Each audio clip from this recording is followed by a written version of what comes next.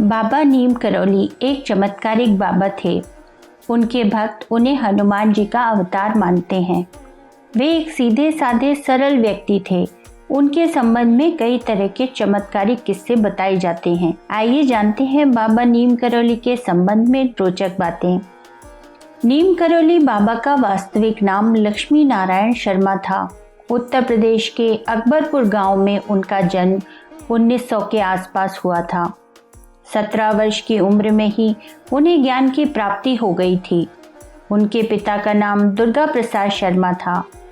11 वर्ष की उम्र में ही बाबा का विवाह हो गया था। 1958 में बाबा ने अपने घर को त्याग दिया और पूरे उत्तर भारत में साधुओं की भांति विचरण करने लगे थे।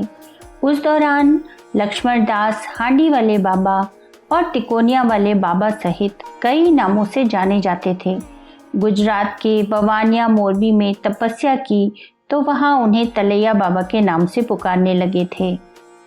कहा जाता है एक बार बाबा फर्स्ट क्लास कंपार्टमेंट में सफ़र कर रहे थे।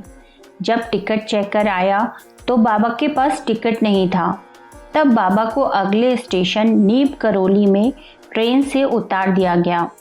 बाबा थोड़ी दूर पर ही अपना चिमटा धरती में गाड़कर बैठ गए। ऑफिसर्स ने ट्रेन को चलाने का ऑर्डर दिया और गार्ड ने ट्रेन को हरी झंडी दिखाई, परंतु ट्रेन 1 इंच भी अपनी जगह से नहीं हिली।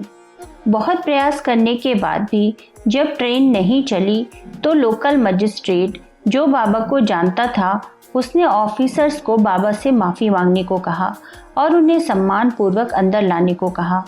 ट्रेन में सवार अन्य लोगों ने भी मजिस्ट्रेट का समर्थन किया।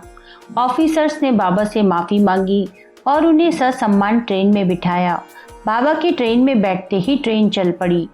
तभी से बाबा का नाम नीम करौली पड़ गया। नीम करौली वाले बाबा के सैकड़ों चमत्कार के किस्से हैं। उत्तराखंड के नैनीताल के पास कैंची धाम में बाबा नीम करौली 1961 में पहली बार यहाँ आए और उन्होंने अपने पुराने मित्र पूर्णानंद जी के साथ मिलकर यहाँ आश्रम बनाने का विचार किया। बाबा नीम करौली ने इस आश्रम की स्थापना 1964 में की थी। नीम करौली बाबा का समाधि स्थल नैनीताल के पास पंतनगर में है। यह एक ऐसी जगह है जहाँ कोई भी मुराद लेकर जाए तो वह खाली हाथ नहीं लौटता। यहाँ बाबा का समाधि स्थल भी है। यहाँ बाबा नीम करौली की एक भव्य मूर्ति स्थापित की गई है और यहाँ पे हनुमान जी की भी एक मूर्ति है। नीम करौली बाबा के भक्तों में एप्पल के मालिक स्टीव जॉब्स, फेसबुक के मालिक मार्क जकरबर्ग और हॉलीवुड एक्ट्रेस जूलिया रॉबर्ट्स का नाम लिया जाता है। कहा जाता है कि इस धाम की यात्रा करके उनका जीवन बदल गया।